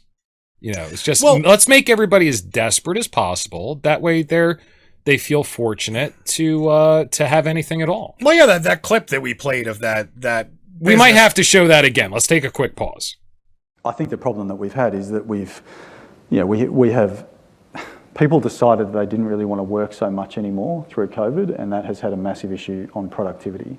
Tradies have definitely pulled back on productivity. They have been paid a lot to do not too much in the last few years, and we need to see that change. We need to see unemployment rise. Unemployment has to jump 40, 50% in my view. We need to see pain in the economy. We need to remind people that they work for the employer, not the other way around. I mean, there's been a systematic change where employees feel the employer is extremely lucky to have them, as opposed to the other way around. So it's a dynamic that has to change. We've got to kill that attitude, and that has to come through hurting the economy, which is what the whole global, the world is trying to do. The governments around the world are trying to increase unemployment to get that to some sort of normality. And we're seeing it. I think every employer now is seeing it. I mean, there is definitely massive layoffs going off. People might not be talking about it, but people are definitely laying people off, and we're starting to see less arrogance in the employment market, and that has to continue because that will cascade across the cost balance. Okay, so we originally showed that, and that's disgusting. Oh, yeah, people actually think that way. But that's the whole thing that is espousing is no, people are getting too highfalutin here in the Western world. People are demanding livable wages for their work? How dare they? You know what? The nerve of these people. You know what it reminds me of? It reminds me of the speech right toward the end of V for Vendetta when Chancellor said, "We need them to remember why they need us." No, I got it, man. That's not just the dystopian view of cheap labor. That's a dystopian view of fear. Yeah, and governance. Yeah, well, that's what I'm saying. And Marilyn Manson brought this point up quite succinctly in, I think it was Bowling for Columbine when Michael Moore had his short interview with him backstage. If you look at what the media does, it's a constant cycle of fear and consumption. And honestly, matter of fact, the three of us, not on purpose, but we play into that because the biggest things to talk about, the things that are most interesting, are the things that are thrown in your face. They may or may not be real. They're probably manufactured because, as I brought up in the last 2 podcasts ago, attention is a new power structure. Yeah, and if they're not outright manufactured, they're definitely weaponized. Sure. Well, I don't think anything's outright manufactured, and I'll give you the reason why. I don't think that the people who we consider the elites at this point, I don't think that they're creative enough to manufacture jack shit. They just take things that are occurring, crimes of opportunity, and they blow them up. They magnify them. They put a spotlight on them. So I don't like calling them elites anymore. I really don't. I'm going to say that, like I told you both, that out of the 3 generations sitting in the studio right now, my generation's the best one. I'm the elite. Fuck everybody else. What else should we call them? So when you think about an elite, it's somebody who aggrandizes themselves specifically at the expense of others and soaks up as many resources as possible, once again, to the expense of others. I don't think that person should be considered elite in the human social structure. Every mammal seeks a equilibrium with its environment, but not humans. No, you move into an area and multiply and multiply. There is another organism on this planet that does this. A virus. A virus, Mr. Anderson. So let's call them the virus. Yeah. People who are not deep into the occult, but are kind of surface players, call them reptilians, which is kind of where a lot of our inside jokes come from on this podcast with the New World Order and Ralph sitting behind me, reptilian artificial life form. It was obviously copied a little bit from Alf, who was just alien life form. Ate cats and shit in the sitcom in the 80s. But you know, there is a different type of person that doesn't really have an ideology that they prescribe to that surpasses what is best for me. And that's what they do. And they're highly predictable because that's all that they can come up with for themselves. They believe in nothing except what is best for them. What gives them the greatest benefit is that prescribes their actions, and then they go along with those actions. I mean, that's it. So what do you call, we could call them the virus. A lot of people like to call them the reptilians. I would like to keep the inside joke that I am the head of the New World Order, because I do believe that we need a New World Order, but it's not the one that I think that, you know, the people at the WEF are going for. I mean, it is kind of a locust mentality that these people prescribe to. Yeah, and it's a very strange organism because the reason why geopolitical issues become so strange is because when you're dealing with things on a global scale, there's very little room for nuance. And so that's why the people who come out on top are always the people who are like, oh, well, I'm just going to do what's best for me. And obviously that's what's best for the world. I am the world. You know, it's a flaw in the mammalian system of hierarchy that whoever is the most sociopathic or psychopathic ends up with all of the power. Yeah. And we talked about this a little time the three of us were together, where to say that the power to conquer does not necessarily give you the right to rule. Or the ability of governance. Well, that's what I'm saying. The right being the ability. Correct. So it's very strange to me that we always call those people the elites. And generally speaking, in conspiratorial circles, that's done in a derogatory tone. Who would the actual elites be? And you know, in our human culture, our global culture, those people nobody considers the elites. That's simply a derogatory name. Let's turn that around. Let's call the people that actually deserve to be called the elites, let's call them the elites. Let's call these other assholes the virus or the locust. Which one do you guys like better? Personally, I like the V sound. No, yeah. V, virus? Virus? Leech. Yeah. Yeah. Same fucking thing. Vampires. I feel like that's like a little bit too cosmopolitan, though. Yeah, I personally like that label. So yeah, let's call them the virus. The virus. They're not the elites. They're a virus that's inherent in the system. It's not their fault. It's systemic. In order to win the game the way that it's established, you have to modify your thought and your behavior in order to accommodate those openings. It's not their fault. It's just the way things are set up in mammalian and more specifically primate culture. It's the way it is.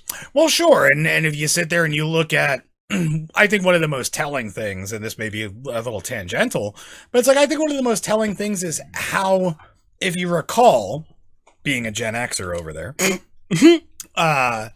but if you recall, there was a big to-do that everybody made about participation trophies.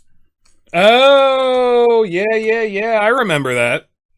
But it's like, when you think about it, it's like, that's the dumb thing about the situation, is that the participation trophy is the liberal thing.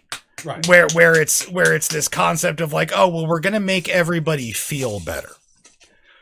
But we're not really changing anything. And then the right-wing Well, thing... it does change things because you have a generation of kids that are growing up without a sense of competition. Now, I don't think that if human beings were to evolve, my point is I don't think competition is necessary any longer. So from its pure viewpoint. Yeah, did we have the conversation, or was this with somebody else where I was trying to think of... because I think it came up when I was having a conversation. Maybe it was with my girlfriend about we were talking about the big hullabaloo about trans people participating in professional sport. Okay. And no, I don't think you've made any stand on that issue. So the non-issue, well, issue that's apparent to anybody that has a fucking sense of humor and a what do you call that? The thing that's not the thing. Common sense ain't so common. Anybody that has a sense of humor and common sense has a fucking opinion on this, and they all have the same opinion. So no, you've never made a stand on this. No, so the thought that I had is that, like, well, that doesn't make sense. Like, nothing about the argument makes sense. About what? The whole thing. The whole thing. Okay, so it's like the reason why there's men's and women's sports is because of physiological differences and the fact that there's just physical differences between genetic men and women. Correct. And I'm not making a hard stand on, like, oh, well, trans women aren't really women. They're women. It's fine. My point you can be whatever you want. I don't give a shit. But my point is, like, I will 100% say I believe trans women. I'm not going to fuck you. That's and a that's sexual my right. preference. That's different. That's my right. Yeah, so sexual attraction is different than sexual identity. So the thing where it becomes a stupid argument is like, well, but we set this up as a competition. And so the thought that popped into my head was, well, how do you support a dynamic that takes the argument away? And so the whole thing is like, well, what argument? About whether trans women should be allowed to be in competitive sports. I think I'm following you. Go ahead. So it's like, the point is like, okay, well, if you're having competitive sport, then either it has to be across the board, anybody can do it, and you just eliminate the gender divides, and just women and men all participate in the same sports together, which will end up in a two-tiered competition.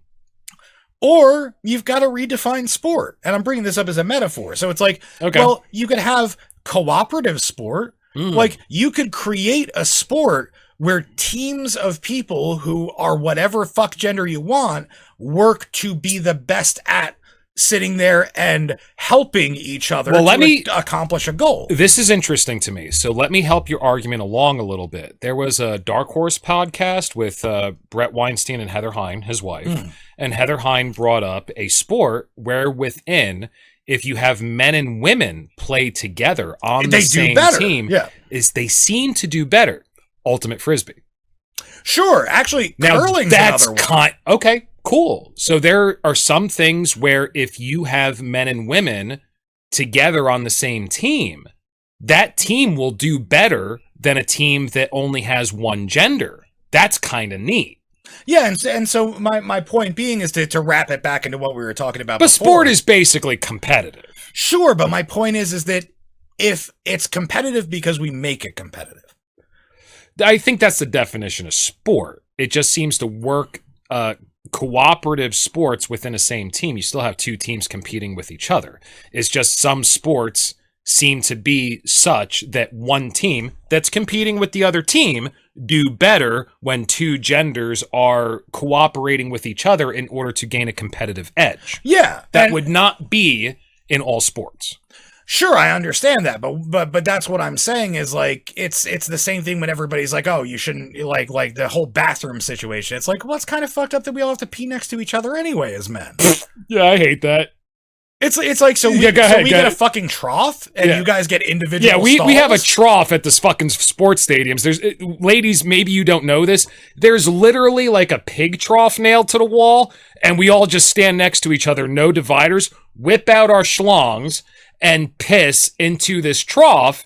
And I got beat up a couple times because guys were so jealous of what I was hiding that they just kicked my ass. Go ahead. So you had a weapon. Now, I know. 1980, WWE, Royal Rumble. Ooh. China. Remember China? Mm-hmm. The woman country? wrestler? Oh, okay, good. She won the wrestling and belt against 18 men. I'm not sure this is a valid Yeah, point. you know that's Yeah, not but real, she was right? a woman of wrestling, male wrestling. But you know that the victors are actually made up in that. You They're know, predetermined. yeah, you do know but that was the program to create right? and make the market grow. Right, exactly. She Exactly. was in the example. It was interesting. I'm Yes. sure it was interesting for the fans to watch. They want to see something different. Yeah, exactly. Yeah. Yeah. No, that's a good point. And what about the tennis star that walked away because she had to compete against a man? She'd rather give up the title than to play against a man. I did hear about that. I have no There was idea a about woman this, though. who walked off the court because they made her compete against a trans man and she just refused to do it. You mean a trans woman? Sorry, yes, a trans woman. I just wanted to make sure I understood the situation. Yeah. Mhm. I think her name was Williams. No, I don't Something. think it was one of the Williams sisters. You're conflating that. But yeah, there was a woman that walked off. Yeah. But what I'm saying is that like these social constructs and everything, it's Largely put up in order to create a larger divide in the populace, let's be honest. sure, but my point is, even if you're looking at something that's like, competitive sport, which is like, well, why does that matter? The point is that it's throwing everything into the light of competition. Mhm. That's why I brought it up, was to tie it into like just Sure. if you're keeping everything as a competitive thing, then yeah, the sociopaths are always going to come out on top because they're willing to cheat. They're No willing problem. to steal. No problem.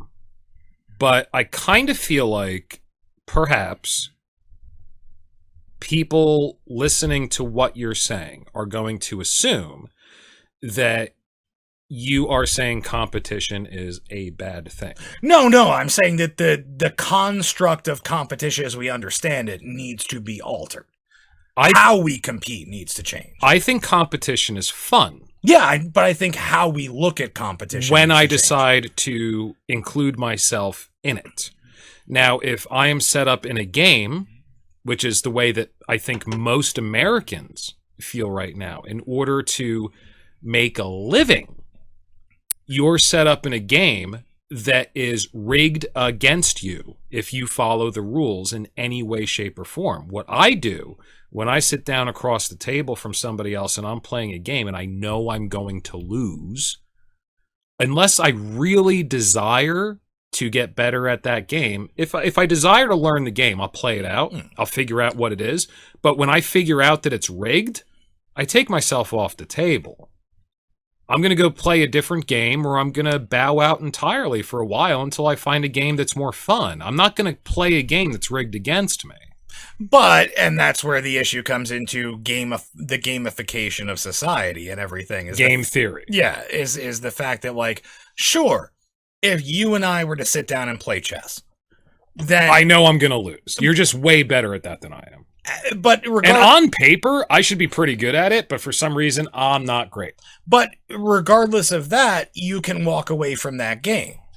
Now, if we're sitting there and we're playing Russian roulette at gunpoint, all of a sudden that's pretty fucking unfair to gamify that situation because our lives are on the line. Sure, and that's the way commerce is set up in this country. Exactly. It's become completely rigged against the individual. You are forced to compete in a game that is rigged against you in order so that the victor can have more spoils. You know who the victor is going to be. And it's just It's predetermined. You are playing at gunpoint so that they can have greater spoils. Nobody wants to play that game anymore, but they can't survive unless they play it. And you're in a similar situation right there. You work sometimes 80 hours a week and you make decent money by all accounts. On paper, it's decent money. Your rent has been jacked up to the point. I hope you don't mind me sharing that. No, we can just do percentages. It's literally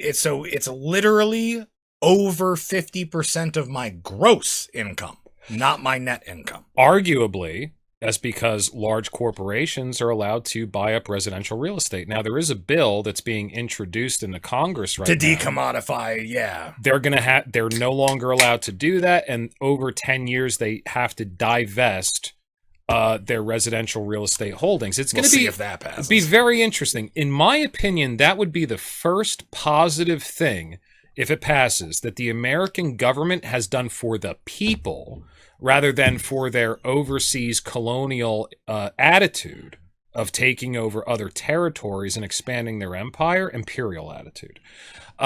Imperial, not colonial. Yeah. No, that would be the first thing that the American government has done that's possible, that's positive for the local population that I can remember. That would be huge. Arguably, the Affordable Care Act. But again, that's arguably, because it's still, Arguably. still enriches corporations because they didn't.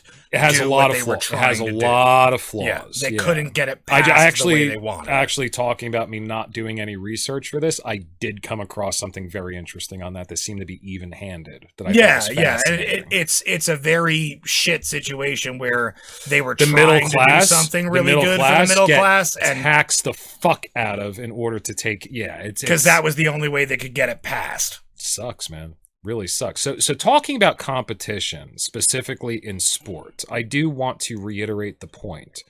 The concept of sport is competition. So you can't redefine competition and redefine sport. But you can recontextualize it. Was my point. Like, I'm not saying Like ultimate frisbee? Yeah. Fine. Yeah, or even, but that doesn't work for every physical thing. And people are going to have to figure out how to walk through that minefield because, like I said, there's no minefield. I don't think you have to fucking walk through it. If you are a top tier athlete who is a trans woman who wants to compete, like particularly like the thing that Joe Rogan brought up on the one podcast like a long time ago. It was a tweet. He took a bunch of heat for it. No, like, so he actually had part of a podcast where he was talking about how I forget if it was Ronda Rousey. I don't want to like sit there and one of the female UFC competitors refused to fight against a trans competitor. I don't want to have my ass beaten by a man. And I get that. Like, and the point is that that's where the discussion gets stupid about trans people because that's such a niche thing. That's something that needs to be rethought as a concept. Like I said, anybody that has common sense basically has the same opinion on that thing. Yeah. Like it's like, no, you can't because it's like, I don't care like what you're doing physiologically, like if you want to let the science play out, the science has to play out longer than it has currently. And either way, we would have to get to a point where CRISPR actually remodifies your entire body from the genome up to be a female or to be a male. Well, and it's such a dicey thing. It's so difficult to have a meaningful discussion about because it's such a fucking like nuanced thing because it's like, Go on, sorry. No, I was going to say, well, hey, no, you can. We can do it right here. Sure, it's just a really tough conversation to have. No, it's not. No, it's not. All the three of us would have to do to have that conversation is not give a fuck. Let's say people were actually watching. Not give a fuck about the ideological blowback that you're going to get and just say, hey, no, I'm at the top of my internal pyramid. My opinion holds validity, even if I disagree with you. And to make your perspective heard as clearly and concisely as possible. There's no rough terrain. The rough terrain is how it is enveloped and broadcast to a greater population. There's really no tough terrain in the conversation. I feel like so to give a little bit of a not pushback on that, but no, knock yourself out. I feel like the tough terrain of it is that it's a question of shared reality.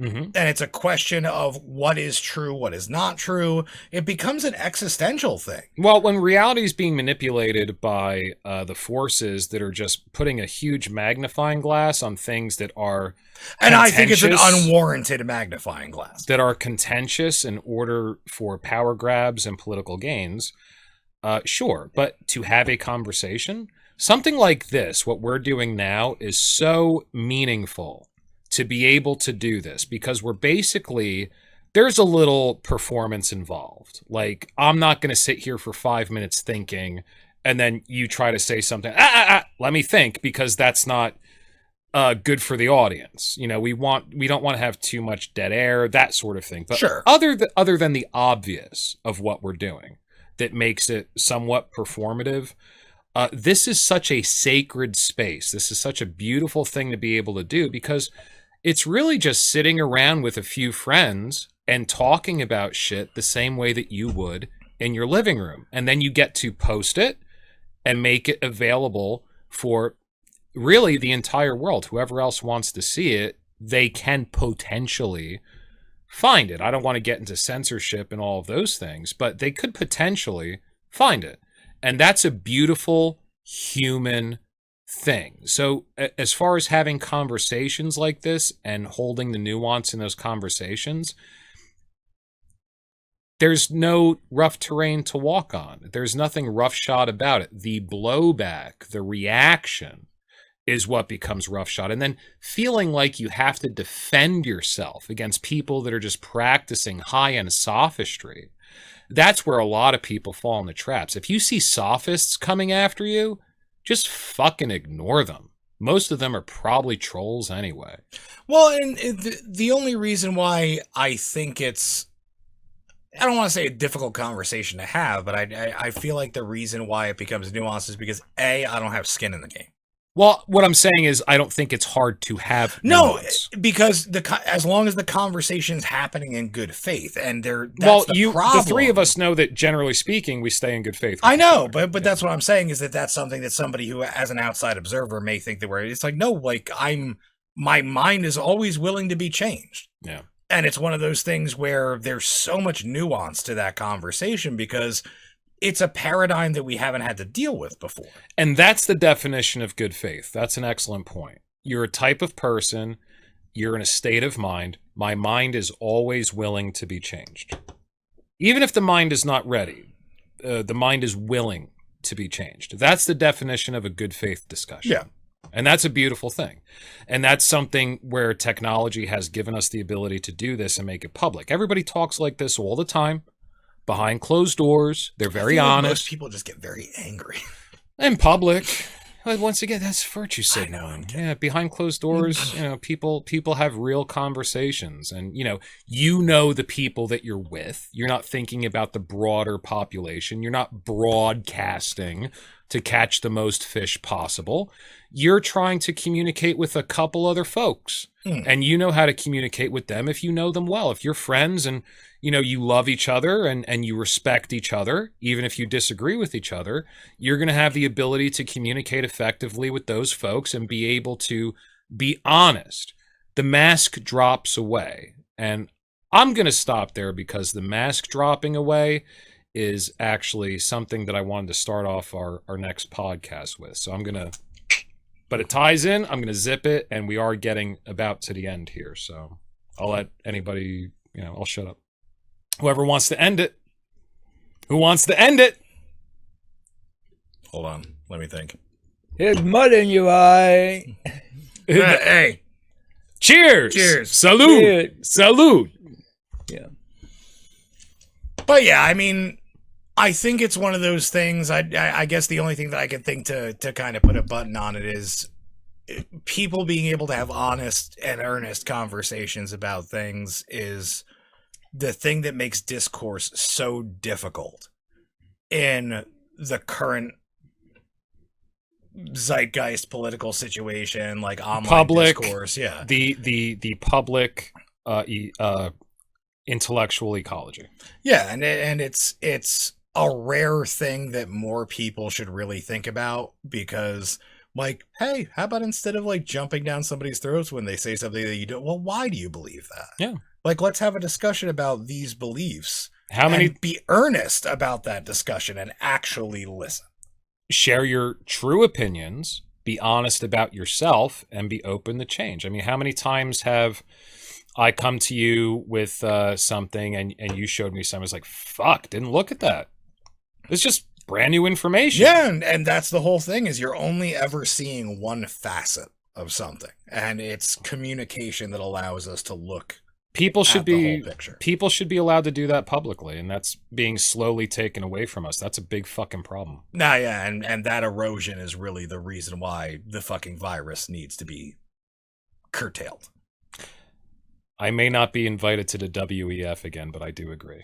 All right, let's take a quick break. We're going to come back, and talking head number 5 is going to be possessed once again by the spirit of Alex Jones in a satanic ritual that will happen behind the cameras for your amusement. Stay tuned. Ladies and gentlemen, Alex Jones. That's right, Alex Jones here coming to you live, and I'm just going to tell you, we got a lot of truth to sit there and dispense to you people, and the good book says that redemption lies in truth, and I want to tell you as your redeemer, I need to let you know that in truth, I lie, and that good book is my biography, and that is available on our website. What do we got? All right, let's see here. Brazilian pastor arrested for convincing followers his penis contained holy milk. Now, all I've got to say here is holy cow, people. And that's not facetious. We've already talked about cow's milk, goat's milk, pig's milk. We got all kinds of milk here, but I'm going to tell you, a lot of milk. This man is a pig, but I got to tell you, he's the GOAT, greatest of all time. If you can sit there and you can disseminate your message while inseminating your parishioners, I think you've covered all the bases. Let's move on. Good enough. All right. Porn case has holes, lawyer says. Now, this is important. When you're sitting there, I'll tell you, I've been on the tail end of a lot of litigation lately, and I've been taking it up the tailpipe. Now, all these cases have holes, and particularly a porn case, because you got to understand, these women are sinful. They're Jezebels. They probably went to college, maybe experimented. I don't know. I don't talk to women. But the point being is that if this porn case has holes, I got to tell you, if these lawyers are saying this case has holes, I don't know whether to believe them. The question is, well, where are the holes? How can we fill those in? Exactly how many of these holes can we fill in at once? The whole thing is, if you leave all these holes open, then we're not going to penetrate to the truth of the matter. And that's exactly what's happened to me. Oh, God, it happened to you. All right. Study shows frequent sex enhances pregnancy chances. Now, this is what they're not going to tell you on the mainstream media. This is why it's thank Jesus, Reagan, Christ, that we sit there and we have a conservative majority, super majority in the Supreme Court right now, because now that we've taken care of these, abortion rights and all this, freedom of choice. Yeah, where do your choices lead you? If you have frequent sex, you're just going to enhance pregnancy chances. And I'm going to tell you, the thing is that I'm going to be honest, I'm conflicted about this because the people who have the most sex are the degenerates, the liberals. We sit there and if them having more frequent sex increases their chances of pregnancy, within 10, 15 years, Texas is going to be a purple state. And you know what the color purple is? It's associated with all sorts of terrible things, including Prince's Purple Rain, which I don't know if you've seen that movie. Great music. Love the guy. Not sure about what his message is. He wears a weird coat. He has his butt cheeks hanging out of a pair of pants on one point. I don't understand it. It makes me feel confusing things, and purple is supposed to be a royal color, and the only royalty in America is Reagan. Alex, now, I gotta tell you, Alex, can I ask you one question? Never, but go on. Does not the Bible say, be fruity and multiply? So first of all, it says be fruitful, and that's going to sit there and bring us back to that entire thing about that porn case having holes. So the entire thing is, if those holes are full of fruit, have you ever heard of the pear of anguish? Now, that is a piece of fruit that will fill the holes in those in that porn case, but I'm telling you, you don't want to multiply that thing too far because it gets pretty stuck. But I'm telling you, as far as all this goes, we got to keep the lights on here in order to ensure our non-purple rain, our red, white, and blue rain continues to fall over you like some kind of nectar from heaven, some kind of holy milk. We've got something to pitch to you. What do we got? So the nutraceutical, we have a new flavor. The nutraceutical, we've advertised this before. It's called Secret Agent Man. But the new flavor that we have is Secret Agent Orange. Okay, so Secret Agent Orange, let me tell you.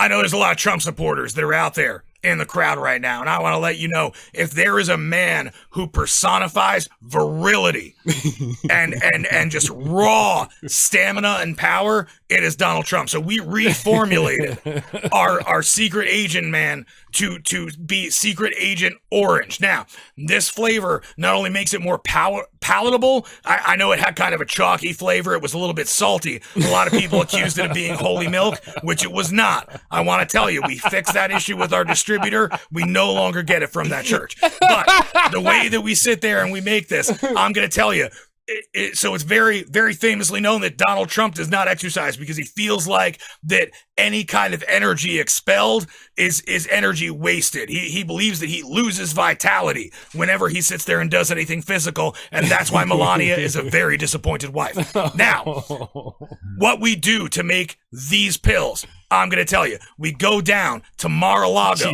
They have orange trees planted in huge groves, and I'll tell you, they're picked by just the sweetest, I'm told, legal immigrants that anybody has ever seen. And as soon as they're done picking the crops, we sit there and we send them up to this nice place that's up in the Massachusetts area, and everybody gets confused by it, but that's how we do our work release program. So we take these oranges, we grind them into a fine paste, we dehydrate them, and then we lay them on a bed with rose petals and an American flag, and every night Donald Trump sleeps on them while the temperature in the room is set to a balmy 102 degrees so that his sweat infuses them with his life energy that he does not expel because he doesn't exercise. Look at the guy. He is a champion. He doesn't need to. I sat there and I show you my before and after pictures.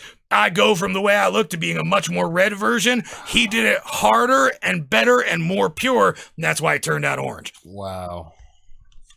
That's an amazing product. I hope people take advantage of that. I hope they do. I'm telling you, phone lines are open right now. We got limited resources with this. From what I understand, he used to sit there and infuse them in a certain bathroom that had a lot of file boxes in it. That has since been cleared out. All right. Close look at dating finds men choose attractive women. Now, I have nothing to say about this. It's stupid to pontificate about that. Of course men choose attractive women. You see Rachel Maddow sitting there and bringing in the men? No, of course not. When's the last time she had a date with a man? Can I ask you that? And on top of that, you sit there and you look at, and you could tell, like, people like Anderson Cooper, for instance. When's the last time you saw him with a woman? Aren't they fruitily multiplying? Now, I'm going to tell you this. I don't care what they're doing. The point is that if you're not dating, securing attractive women, then you got to take a close look at yourself, because men choose attractive women. And are you really a man if you're not choosing attractive women? All right, let's see. And finally, surgical castration still waits for first inmate volunteer. I'm going to read that again because I can't quite wrap my head around it. The surgical castration still waits for the first inmate volunteer. My question is, why is he volunteering to be castrated? What kind of liberal indoctrination has gotten this person to the point where they want to have castration? Now, I get that you're in prison. Maybe you sit there and you feel a little self-confidence lowering in the showers. Maybe you just want it gone so that you can just sit there and, feel like you're an individual in a system that has completely disregarded you and turned you into chattel. But I'm telling you, it's not the way to go. You need to hang that thing long and proud. You need to sit there and you need to buy some Secret Agent Orange, smuggle it in, put it in your butthole. I don't know. We can fill those holes from this case and sit there and just get everything into one neat package and just put it all into your package. Don't cut that package off, because when you cut that package off, the liberals win. And I'm telling you the truth, because you know for a fact that I do not lie. Thank you. Obviously. I think we might. I've been doing clips of the Alex Jones segment, which I'm a little behind on. I think we might just start doing segments where we talk about how the nutraceuticals are made, because lately that has been off the hook, revealing how these wonderful products are made, Alex. The process is important. The process seems to be extremely ritualistic, to say the least. There's a lot of grinding going on and a lot of endangered species, and now we have sweating in bed. It's pretty amazing. No, I'm going to tell you, I work up a sweat when I'm coming up with these. You got to understand, I source these from the finest, most reputable mob bosses. Jesus. I mean, there's a lot that goes into this, including underworld connections. That's amazing. Thank you so much for watching The New World Order. They're my parents. And they own the company. Sorry, I wasn't supposed to say that. Strike that from the record. Go on, sorry. Didn't mean to interrupt you. Thank you, everybody, for watching the New World Order broadcast. And thank you, Sammy the Bull, for watching the New World Order broadcast. And just remember, we're watching you too.